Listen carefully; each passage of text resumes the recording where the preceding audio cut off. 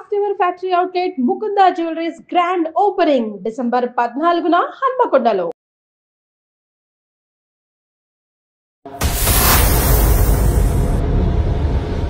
పగలు లేదు రాత్రి లేదు, ఆ గదిలోంచి బయటికి రాడు అసలు.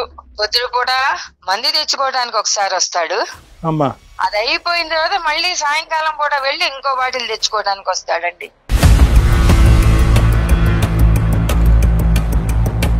తలుపు తీసేప్పటికి గుండె జల్లు మంది. హాల్లో చూస్తే 5-6 మగవాళ్ళు ఉన్నారమ్మా.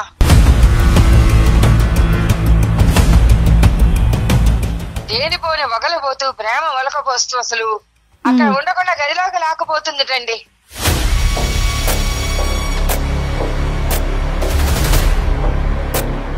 కొడుకు సంసారం అట్లా ఉందంటే ఏ తల్లి మాత్రం తట్టుకోగలండి. అయినా అదేం ఫ్రెండ్షిప్ అండి? మొగుడిని పక్కన నైట్ పడుకున్నాక కూడా ఫోన్ వస్తే మధ్యలో మొగుడిని వదిలిపెట్టిపోయే ఫ్రెండ్షిప్ ఏం ఫ్రెండ్షిప్ అండి?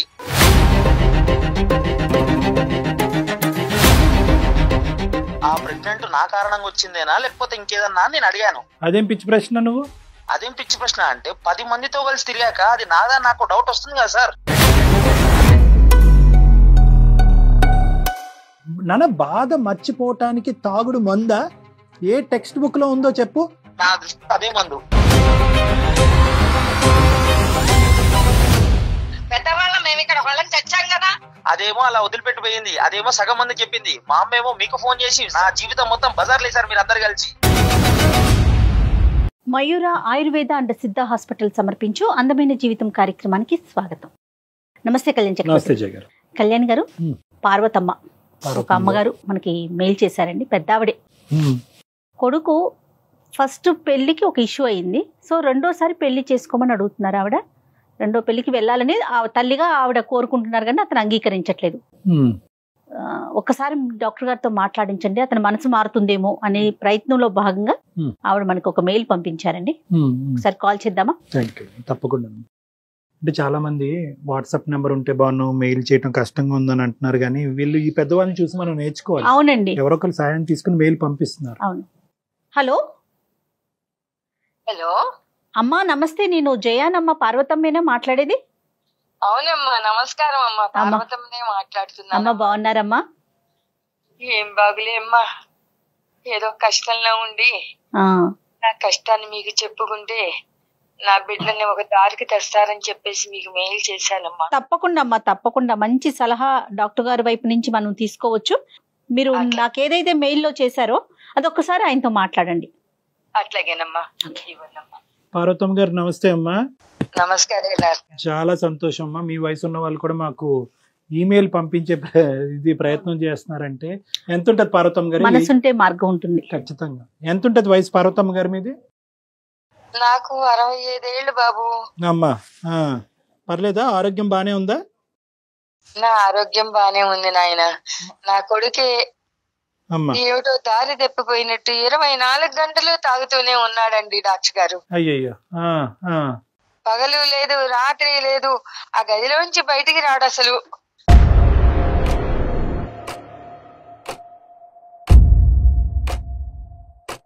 ఎప్పుడు చూసినా తాగుడే. 2 సార్లు బయటకు వస్తాడండి. పొద్దుడు కూడా మంది తెచ్చుకోవడానికి ఒకసారి వస్తాడు, అది అయిపోయిన తర్వాత మళ్ళీ సాయంకాలం పూట వెళ్ళి ఇంకో బాటిల్ తెచ్చుకోవడానికి వస్తాడండి.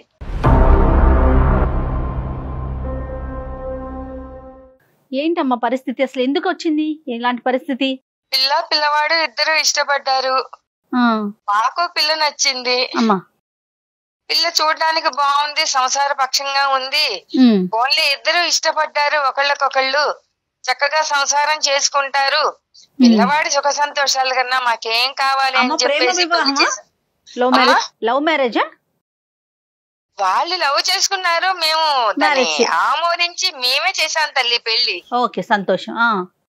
కొత్తగా పెళ్లి చేసుకున్నారు కదా, కొద్ది కాలం వేరే ఉంటాం అత్తమ్మ అంటే, ఓన్లే కొత్త జంట కదా, వాళ్ళకి ఏవో సరదాలు సరసాలు ఉంటాయి కదా అని చెప్పేసి సరే నాయన అట్లాగే ఉండనని పక్క రోడ్లో పెట్టామమ్మా.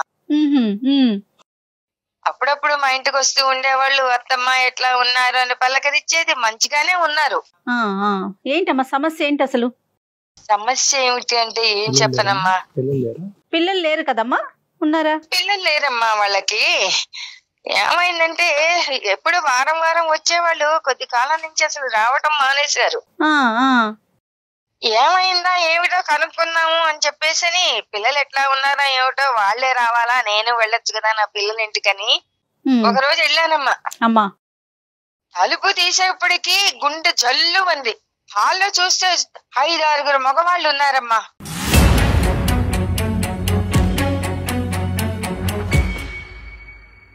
మధ్యలో బాటిల్స్, అందరూ కూర్చుని నవ్వుకుంటూ కబుర్లు చెప్పుకుంటూ మందు కొడుతున్నారమ్మా. ఎవరున్నారు? మీ బాబు ఉన్నాడు అక్కడ? మా బాబు లేడమ్మా, నా కోడలు. అయ్యో.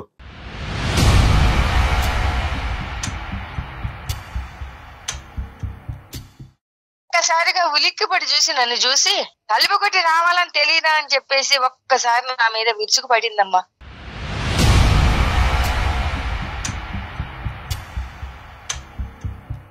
చుట్టూతా 5-6 మగవాళ్ళు ఉన్నారు, తాగుతున్నారు. అసలు ఆ వాతావరణం చూస్తే నాకు అవును కొడుకు సంసారం అట్లా ఉందంటే ఏ తల్లి మాత్రం తట్టుకోగలండి.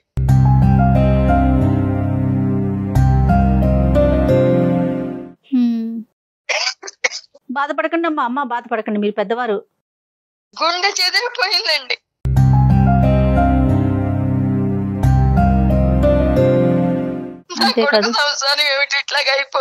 అంటే మరి ఈ ప్రేమ వ్యవహారం మొదలైనప్పుడు పెద్దలుగా మీరు ఈ పెళ్లికి అంగీకరించినప్పుడు కొద్దిగానే వాకప్ చేశారమ్మా? అసలు ఏంటి ఆ కుటుంబం ఏంటి, ఎటువంటి అలవాట్లు?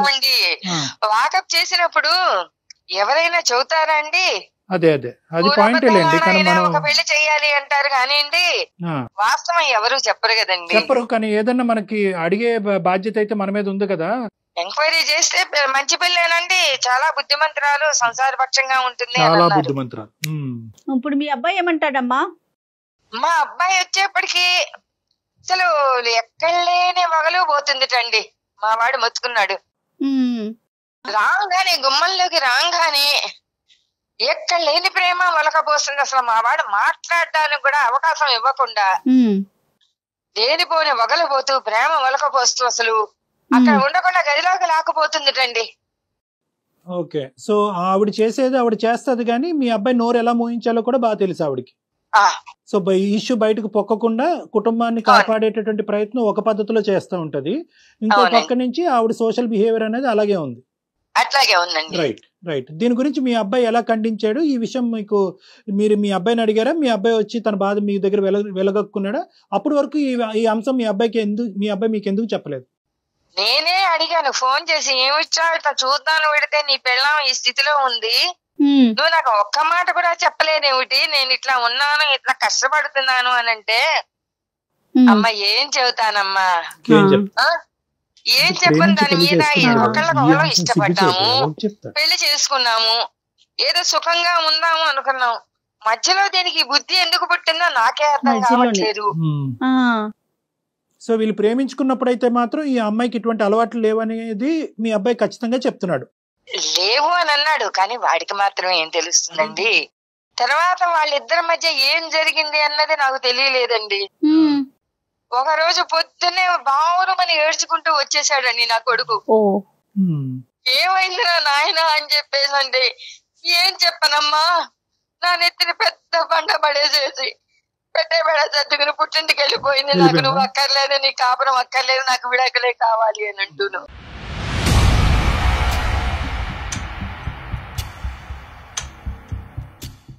సరే నా కొడుకు కూడా పిచ్చి వెధవల్లే మారిపోయాడమ్మా.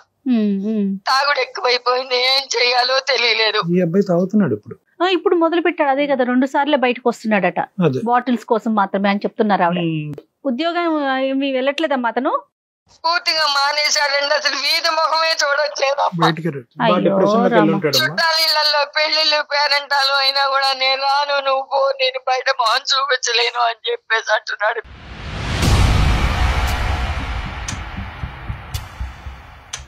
అంటే ఇప్పుడు తలెత్తుకోలేనటువంటి పరిస్థితి కదా మేడం. ఒకటి ప్రేమించినటువంటి అమ్మాయి ఇలా చేసింది అనేది, రెండోది ఏంటంటే మోసపోయాను అంటే ఈ మాత్రం అంశం ముందు అబ్బాయికి తెలియకుండా గుడ్డిగా పెళ్లిలోకి దిగటం అనేటువంటి రెండోది, మూడోది సమాజానికి ఏమని చెప్పుకోవాలి. నాలుగోది ఇంకేమన్నా ఉందేమో మనకు తెలియదు. ఏమని చెప్పి వెళ్ళిపోయిందంట అమ్మా అమ్మాయి ఇంట్లోంచి? ఆ విషయం నాకేం చెప్పలేదండి. అదే అర్థం కాని పరిస్థితి అండి. నీకు తెలియదు. పిచ్చేదవై తాగేస్తున్నాడండి మందు. తిండి కూడా తింటలేదు, గదిలోంచి బయటికి రావట్లేదు. ఈ వయసులో ఏం చెయ్యాలో తెలియక గుండెలు పార్వతమ్మ గారు ఒక్క నిమిషం ఓపికగా వినండి. నేను అనేది ఏంటంటే ఈ రోజు మీ అబ్బాయి యొక్క పరిస్థితి అందరికీ అర్థం కానటువంటిది ఏం కాదు. బహుశా ఆ అబ్బాయి స్థానంలో ఎవరున్నా కూడా ఇదే విధంగా రియాక్ట్ అవుతారేమో. తాగుతారా లేదా అన్నది వేరే విషయం, కానీ ఇదే విధంగా రియాక్ట్ అవుతారేమో అన్నది మనం చెప్పుకోవాలి. ఎందుకంటే కనుక అన్ని విధాలుగా మోసపోయాడు. ఈ రోజు ప్రేమించాడు, ఈ అబ్బాయి తప్పు ఉందా లేదా అన్నది తీసి పక్కన పెడితే కనుక ఆ అమ్మాయి ఈ విధంగా వ్యవహరిస్తూ ఆ అమ్మాయి సంతోషాలకి సుఖాలకి అలవాటు పడి ఈ రోజు ఈ అబ్బాయిని వదిలేసి బయటకు వెళ్ళింది. ఇప్పుడు కష్టపడి తల్లిదండ్రులను ఒప్పించి పెళ్లి చేసుకున్నాడు. మీకేం చెప్పుకోవాలి? మీరు ఆల్రెడీ మనస్తాపకు గురయ్యారు, మీకు వయసు మీద పడింది. సో ఆ అబ్బాయి ఒక పద్మవ్యూహం అనేటటువంటి దాంట్లో చిక్కుపోయాడు ఈరోజు ఆ బాధల్లో. సో కాబట్టి ఈరోజు మనం ఏం చేయాలి అంటే కనుక మనం కొద్ది మనోధైర్యాన్ని సంపాదించుకుని మనం నిలదొక్కుని ఆ అబ్బాయి ధైర్యాన్ని నింపేటటువంటి ప్రయత్నం చేయాలి, కానీ మనం విరిగిపోకూడదు. ఇది చాలా క్లిష్టమైనటువంటి పరిస్థితి. బాబు ఎక్కడున్నాడమ్మా? మేము మాట్లాడేదానికి అవకాశం ఉందా? ఇక్కడే ఉన్నాడండి. నేను అక్కడికి ఎన్నో సార్లు చెప్పి చూశానండి. అది విడాకులు అంటుంది కదా, దాని అది పోయింది కదా, అక్కర్లేదు అని. వెళ్ళిపోయిందా? విడాకులు అయిపోయినాయి అమ్మా? విడాకులు ఇచ్చేసాను, నాకు అక్కర్లేదు అని వెళ్ళిపోయిందండి. కాదమ్మా, బాబున్నాడా ఇంట్లో? మరి డాక్టర్ గారితో ఒకసారి ఏమన్నా మాట్లాడిద్దామా? ఉన్నాడండి, మాట్లాడిద్దామా? మరి మీరేమంటారు? అట్లాగే మాట్లాడిద్దాం. సాయి డాక్టర్ గారు నీతో మాట్లాడయ్యా ఒకసారి. పాపం పెద్దవాడికి ఆవిడ చేసిన తప్పు మళ్ళీ ఏంటి నాకు అబ్బాయికి నచ్చదమ్మా. సాయి, హలో సాయి. చెప్పండి సార్. గుడ్ ఆఫ్టర్నూన్ నాన్న, బాగున్నావా? ఏం బాగోలేదు సార్, చెప్పండి. ఏంటి కాదు నాన్న, ఏంటి సమస్య ఏంటి? అమ్మ బాధపడుతుంది కదా, ఒకసారి మేమేమన్నా సలహా ఇచ్చి ఈ సమస్యకి ఏమైనా పరిష్కారం చూపెట్టచ్చేమో అనే ఉద్దేశంతో కాల్ చేసాము. ఏంటి ప్రాబ్లం ఏంటి? ఏం చెప్తాను సార్, అది చెప్పు నాన్న, పర్వాలేదు. ఇప్పుడు కూడా మీరు డ్రింక్ లోనే ఉన్నారా? అవును సార్, ఇప్పుడే బయటకు వెళ్ళాలి, టైం అవుతుంది ఆల్రెడీ. ఏది డ్రింక్ చేయడానికి బయటకు వెళ్ళాలా? అవును సార్, తెచ్చుకోవాలి. మీరు ఇప్పుడు కాల్ చేసి మళ్ళీ నన్ను ఆపారేంటో. ఒక గంట లేట్ గా తెచ్చుకుంది కానీ ఒక్కసారి మేము చెప్పేది విను. ఏం చెప్తాను సార్, అది ఏంటి ప్రాబ్లం ఏంటి? చెప్పమంటే ఏం చెప్తాను సార్, చెప్పండి. ఆఫీస్కి వెళ్ళి వచ్చే లోపు, డోర్ తీసే లోపు ఇంట్లో 10 మంది మొగాలు వేసుకొని కూర్చుంటది. ఏంటి ఇది, నేను అడిగే లోపు నా మీదకి వచ్చి నన్ను, నా కన్ను వచ్చాడు, నా బుజ్జి వచ్చాడు, నా బంగారం వచ్చాడు అని చెప్పి నన్ను ప్యాంపరింగ్ చేసి రూమ్ లోకి వేసుకొని పోతుంది. ఏం చెప్తాను సార్, చెప్పండి. ఇంకా కాదు నాన్న, ఎంతకాలం మీ లవ్ మ్యారేజ్, ఇప్పుడు ఈ అమ్మాయి అనేటటువంటిది ఈ విధంగా వ్యవహరిస్తుంది అనేది మీ అమ్మగారికి బ్రేకింగ్ న్యూస్, నీకు బ్రేకింగ్ న్యూసా, లేదంటే నీకు ఈ అమ్మాయి యొక్క మనస్తత్వం ముందు నుంచి, వ్యవహారం ముందు నుంచి తెలుసా? లేదు సార్, యాక్చువల్ అది నా మీద మోజుతో చేసిందో, ఎలా అది దాన్ని ప్రేమ అంటారో, దాని మీద ప్రేమ అంటారో ఏమంటారో నాకు తెలియదు సార్. సో ముందే నువ్వు బురదలో కాలేసావు. ఓకే, అంటే సో నీకు క్లారిటీ లేదు ఎంతకాలం ప్రేమ ఇది? నేను గత 4 సంవత్సరాల నుంచి ప్రేమిస్తున్నాను సార్. ప్రేమలో ఈ అమ్మాయి వ్యవహారము, అలవాట్లు మీకు తెలియదు. పెళ్ళైనటువంటి దగ్గర నుంచి ఈ అమ్మాయి ప్రవర్తన ఇలాగే ఉందా? సడన్ గా మధ్యలో స్టార్ట్ అయిందా? ఈ స్నేహితులు ఎవరు ఈ మగవాళ్ళు? ఆఫీస్ వాళ్ళ, లేదంటే ఇరుగు పొరుగా, చైల్డ్హుడ్ ఫ్రెండ్సా, ఎవరు వీళ్ళు? లేదు సార్, ఇప్పుడు చూసా నైట్ 1 గంటలకి 2 గంటలకు ఫోన్లు వస్తుంది, బయటకు వెళ్ళిపోతాయి. ఏమన్నా అంటే ఫ్రెండ్ అంటది, పక్కన మొగుడు ఉన్నాడని కూడా పట్టించుకోదు. ఫ్రెండ్ కాల్ చేస్తాడు, నేను పోవాలంటది.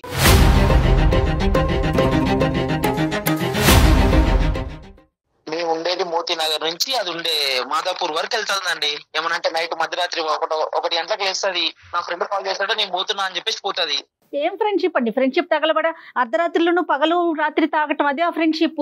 ఒక ఆడపిల్ల మగ పిల్లలతో కలిసి నువ్వు అమ్మాయిని ఏం ప్రశ్నించావు? నువ్వు మొగుడు వాళ్ళ ఫ్రెండ్స్ కి మొగుడికి తేడా తెలియదు అంటే ఏమని చెప్తామండి? ఓకే, ఫ్రెండ్స్ కి మొగుడికి తేడా తెలుసుకోవాలి. Okay, good.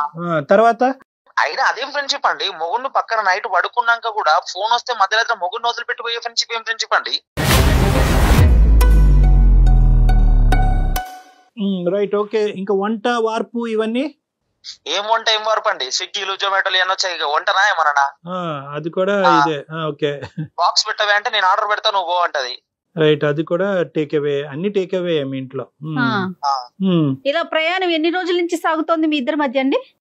2-3 సంవత్సరాల నుంచి అవుతుందండి. మీకు చేతులెత్తి దండమండి సాయి గారు. కాదు, అదే ఇప్పుడు అందరికి, ఇప్పుడు నాకు కాదు, చిన్నపిల్లలు ఎవరన్నా చూసినా కూడా ఈ ప్రోగ్రామ్ క్లియర్ కట్ గా అడిగేటటువంటి ఒక ప్రశ్న. 4 years పాటు ఈవిడ రహస్యాలు, ఈవిడ స్టోరీ 0.5% కూడా నీకు తెలియనటువంటి నువ్వు 2 years లో 100% సినిమా చూపెడుతున్నావు ఏంటి?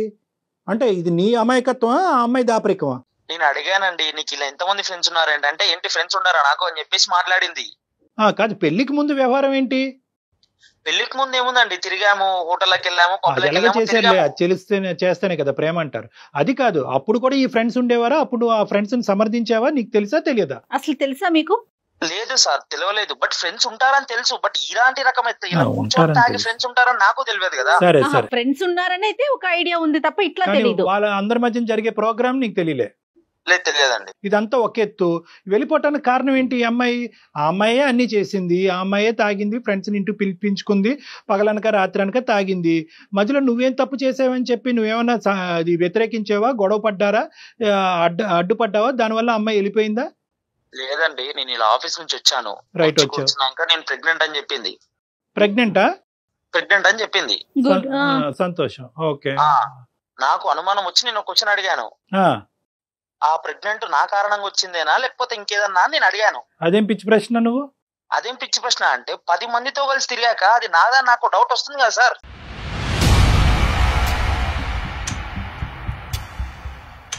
సరే నాన్న, ఇప్పుడు ఒకటి ఇక్కడ 2 అంశాలు. తాగింది, లేదంటే ఇంకో పనులు ఏమైనా చేసింది, మగవాళ్ళని పిలిపించుకుని ఇంట్లో కూర్చోపెట్టుకుంది. నువ్వు ఆ ఇష్యూని మొదటనే అది తుంచేసి అది తీయకుండా ప్రెగ్నెన్సీ వచ్చిన తర్వాత ప్రెగ్నెన్సీ నా ద్వారానే వచ్చిందనే ప్రశ్న అనేటటువంటిది ఎలా అడుగుతావు? నువ్వు ఇలా ఈ వ్యవహారం నడిపిస్తే కనుక నాకు కుదరదు, ఇది ప్రేమ కాదు, ఇది పెళ్లి కాదు, ఇందులో నీతి లేదు, న్యాయం లేదు, నీ దారి నీది, ఇది మానుకోకపోతే కనుక ఐ డోంట్ వాంట్ యూ అని చెప్పి నువ్వు త్రెట్టేసరకుండా 2 years పాటు అలా ఓపికగా ఉండి ఇప్పుడు ప్రెగ్నెన్సీ వచ్చాక ప్రెగ్నెన్సీ నా ద్వారా వచ్చిందని నమ్మకం ఏంటి అని ప్రశ్నిస్తే కనుక ఇంకెలా ఉంటుంది పరిస్థితి? అది చేసే చేతలు అలా ఉంది కాబట్టి నాకు నా అనుమానం వచ్చి నేను అడిగాను సార్. అడిగిన వెంటనే, సరే ఓకే, వెంటనే హాస్పిటల్కి వెళ్ళి అబార్షన్ చేసుకొని వచ్చింది.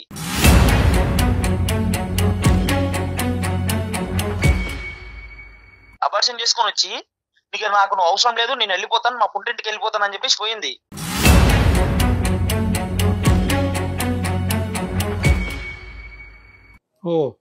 ఓకే ఓకే, అబార్షన్ కూడా అయిపోయింది. ప్రెగ్నెన్సీ అవటం, నీకు చెప్పటం, నువ్వు అడగటం, ఆ అమ్మాయి అబార్షన్ చేయించుకోవటం, అన్ని ఫాస్ట్ డెసిషన్సే. నువ్వు మొగాడు కాదని పెద్ద బండరాయి నా మీద వేసిపోయింది సార్. ఇక ఏం చెప్పమంటారు సార్? ఇక తాగకపోతే ఏం చేయాలి సార్? ఇలా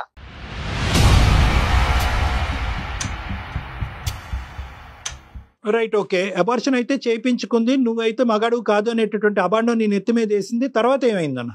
వెళ్ళిపోయింది సార్, అంతే. ఇంకా వెళ్ళిపోయి ఎంతకాలం అయింది? వెళ్ళిపోయి ఒక 2 నెలలు అవుతుందండి. 2 months అయ్యింది. ఎప్పుడు మీ పేరెంట్స్ కి ఎప్పుడు చెప్పావు ఇదంతా కూడా, ఈ గొడవ అంతా అవుతుంది, ఈ అమ్మాయి నీ మీద ఇటువంటి అబాండం వేసింది? తాగేటటువంటి అంశం పార్వతమ్మ గారికి తెలుసు అంటే ఆవిడ తలుపు కొట్టి వచ్చేటప్పటికి ఆవిడకి దెమ్మ తిరిగే సీన్ కనిపించింది. నువ్వు అసలు నువ్వు మగాడు కాదనేటటువంటి అబాండం నీ మీద వేసింది అనేది ఆ సబ్జెక్ట్ ఎప్పుడు చెప్పావు మీ అమ్మగారికి? చెప్పేది ఏముందండి, అదేమన్నా సాధించామా చెప్పుకోవడానికి? అలా బాధ మర్చిపోవడానికి రోజు తాగుతున్నా. సరే, 2 months అయ్యింది, విడాకులకి అప్లై చేశారా ఆవిడ?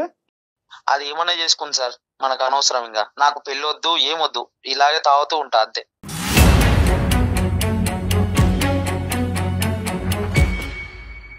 ఇప్పుడు ఆ అమ్మాయి వెళ్ళిపోయింది, ఆ అమ్మాయి సంతోషాలు సుఖాలు ఏమీ వదలలేదు. ఓకే, ఆ అమ్మాయి తాగటానికి ఇష్టపడింది, ఫ్రెండ్స్ తో పాటు ఉండటానికి ఇష్టపడింది, ఇంటినే పబ్బు కింద తయారు చేసింది. ఆ అమ్మాయి సుఖాల గురించి ఆ అమ్మాయి వెళ్ళిపోయింది. నువ్వు నాశనం అవుతున్నావు? ఏంటి నీ ఉద్దేశం ఏంటి? దీని వెనకతలు మీ తల్లిదండ్రులు చేసుకున్న కర్మ ఏంటి ఇదంతా? ఒక మొగాడికి అంత పెద్ద నిర్ణయిపోయాక ఇంకా బాధ ఏంటి సార్? అంతకంటే ఇంకేం బాధ కావాలి? కాదు నాన్న, ఇప్పుడు ఆ అమ్మాయి ఏదో ఒక అబాండం వేసింది, నువ్వు దొంగ అంటే నువ్వు దొంగ అయిపోతావా? కాదు కదా. ఇప్పుడు నీ మీద ఒక అబాండం వేసినప్పుడు దానికి నువ్వు సమపాలల్లో రియాక్ట్ అవ్వాలి. ఏం బాగుతున్నావు, అయినవన్నీ అయినవి, అనుభవించవలసినవన్నీ అనుభవించావు, ఇప్పుడు ఇదా నేను నీ మీద అబాండం అయిపోయి నువ్వు నా మీద అబాండం వేస్తావని నువ్వు నిలదీయవలసింది. దానికంత నువ్వు కుంగిపోయి తాగుబోతాడు అయిపోవటం ఏంటి? నా ఫోన్ లో ఉన్న నా కాంటాక్ట్స్, వాట్సాప్ గ్రూపులు అందరికి వెప్పేసింది. అది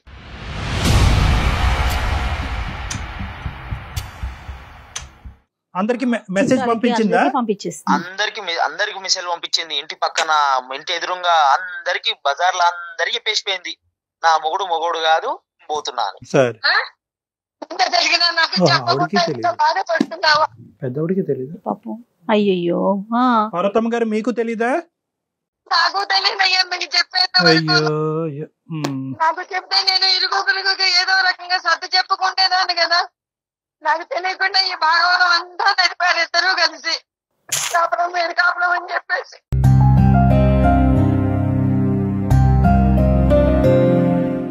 ఈ విషయం నాకు ముందు చెబితే నా చుట్టూ సాయి ఒక్కటి నాన్న, ఇక్కడ ఇప్పుడు అబాండం వేసి 1000 మందికి చెప్పని 1,00,000 మందికి చెప్పని ఎంతమంది కన్నా చెప్పని, at the end of the day నిజమే. ఆ నిజం ఏంటి అనేది నువ్వెవరు అన్నది నీకంటే బాగా ప్రపంచాన్ని ఎవరికి తెలియక్కర్లేదు. ఓకే, ఇది నెంబర్ 1.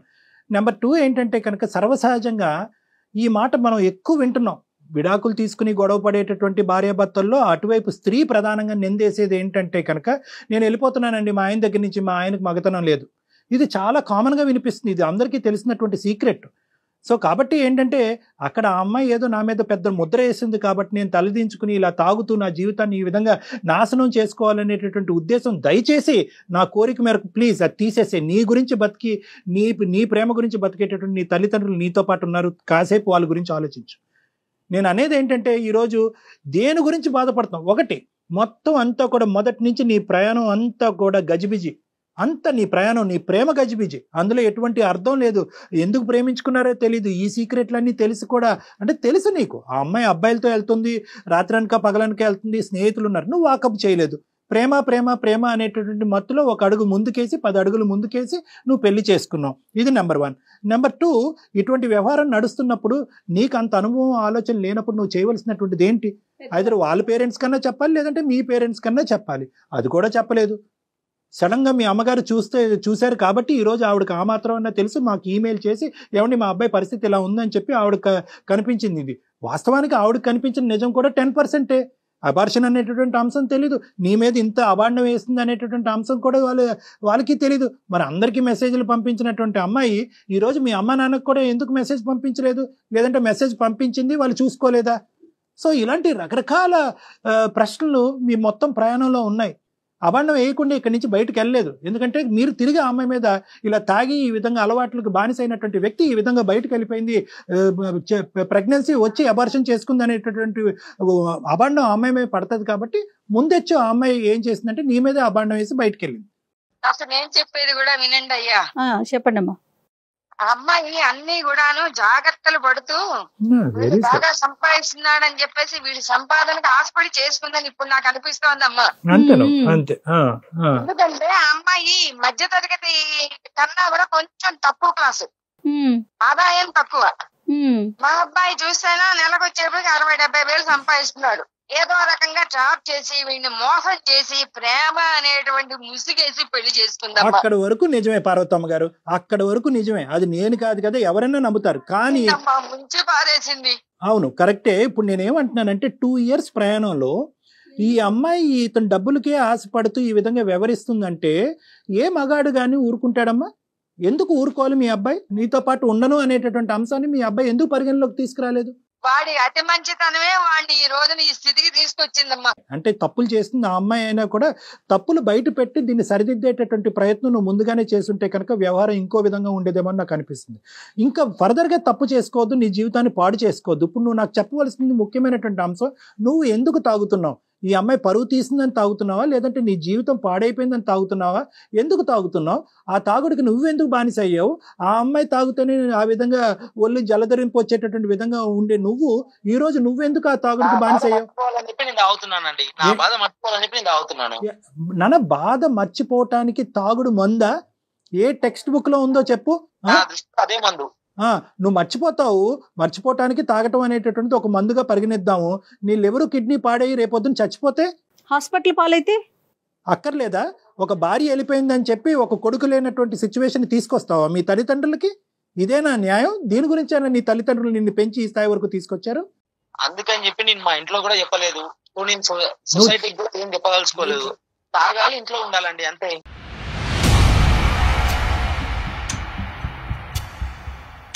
ఇప్పుడు ఆ అమ్మాయి వెళ్ళిపోయింది, తాగుడు నీకు అతికించి వెళ్ళిపోయింది, నీకు అంటించి వెళ్ళిపోయింది, ఆ ఇన్ఫెక్షన్ నీకు అంటించి వెళ్ళిపోయింది.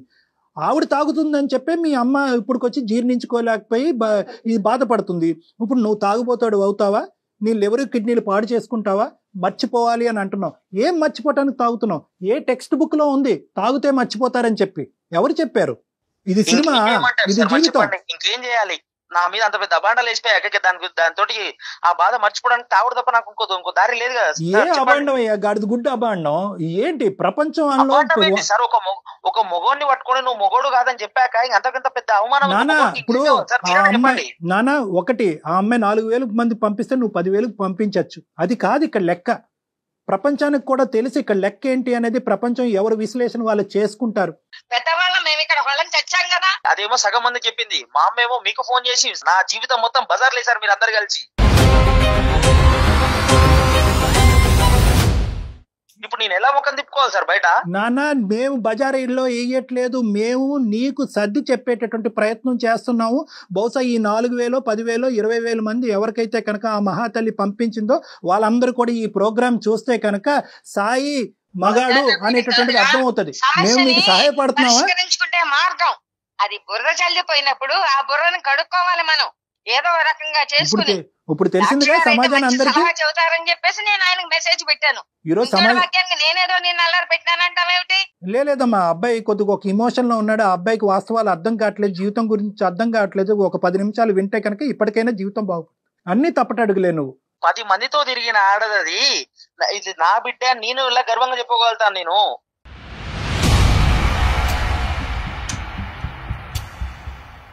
సరేనా, ఇప్పుడు ఆ అమ్మాయి నీ కళ్ళెదురుగుంటానే లేదు, ఆ అమ్మాయి ఎక్కడికో పోయింది. ఇప్పుడు నువ్వు తాగి నీ జీవితాన్ని పాడు చేసుకోవటం వెనకాతలు ఉన్న అర్థం ఏంటి?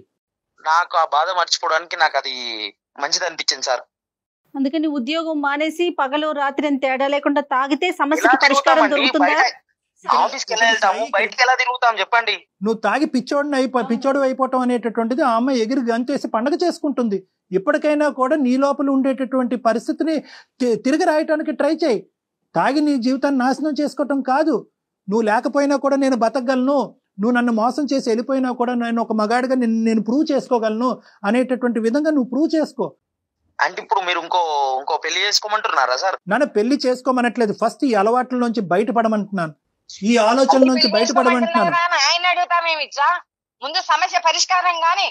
ఆ అమ్మాయి వెళ్ళిపోయింది. ఇప్పుడు నీ జీవితాన్ని ఇప్పటికైనా కరెక్ట్ మార్గంలో బ్రతకడానికి ప్రయత్నించు. ఎందుకంటే నువ్వు ఇలా తాగితే కనుక, ఇలా తాగి ఈ విధంగా నీ జీవితాన్ని నాశనం చేసుకుంటే కనుక, ఎవరైతే ఈ 4 మనుషులు ఉన్నారో నీ చుట్టుపక్కల, ఎవరికైతే ఈ అమ్మాయి ప్రచారం చేస్తుందో వాళ్ళందరూ ఏమనుకుంటారు, ఓ కరెక్టే ఈ అబ్బాయి తప్పుడుగానే ఉండేవాడేమో, ఈ అబ్బాయికి నిజంగా ఆ కెపాసిటీ లేదేమో, అందు గురించి ఆ బాధను దిగమించుకోవటానికి భార్య వెళ్ళిపోయిందనే బాధతో ఇప్పుడు తాగుబోతా అయ్యాడేమో అని చెప్పి నీకు తెలియకుండానే నీ అబద్ధాన్ని నిజం చేస్తున్నావు. సాయి వింటున్నావు కదా? ఇప్పుడు ఏం చేయాలి సార్ చెప్పండి. ఫస్ట్ డ్రింక్ కి గుడ్ బై చేయి. నువ్వు తాగేటటువంటి అలవాటుకి గుడ్ బై చెప్పు. అది నీ జీవితానికి సమాధానం చెప్తాదనో, లేదంటే నీ బాధల్ని మర్చిపోయేటటువంటి విధంగా చేస్తుంది అనేటువంటి నమ్మకాన్ని నుంచి బయటికి రా. అది నీ జీవితాన్ని ధ్వంసం చేస్తుంది. చాలా థాంక్స్ డాక్టర్ గారు, మా వాడికి ఈ రకంగా మంచిగా చెప్తున్నారు. సరిపోదమ్మా, కొంతవరకు అర్థమైందని నేను అనుకుంటున్నాను. ఇమీడియట్ గా తక్షణమే ఈ అబ్బాయిని నా దగ్గర తీసుకురండి. కొన్ని కౌన్సిలింగ్ సెషన్స్ అనేటటువంటి ఇప్పించేటటువంటి ప్రయత్నం చేస్తే ఆ అబ్బాయి ఆలోచన తప్పు అనేటటువంటిది ఆ అబ్బాయికి అర్థం అవుతుంది, మళ్ళీ కొత్త జీవితాన్ని ప్రారంభిస్తాడు. అట్లాగే సార్, మీరు చెప్పినట్టే చేస్తామండి డాక్టర్ గారు. ఓకేనా సాయి? చెప్పండి. ఇంకా చెప్పేది ఏం లేదు, చెప్పాను. మిగతాదంతా కూడా ఏమన్నా ఉంటే కనుక మనం కౌన్సిలింగ్ లో మాట్లాడదారా? Okay right. Okay Parvathamma garu, ఇంకా మన మాట కూడా వినే పరిస్థితుల్లో, ఇంత విని కూడా నాకు టైం అవుతుందని చెప్తున్నాడు అతను. రైట్ పార్వతమ్మ గారు, అమ్మా మీకు ఏమాత్రం అవకాశం ఉన్న బాబుని తీసుకుని ఒక్కసారి డాక్టర్ గారిని కలవండి అమ్మా. Thank you. నమస్తే. ఓకే రైట్ కళ్యాణి గారు, నమస్తే.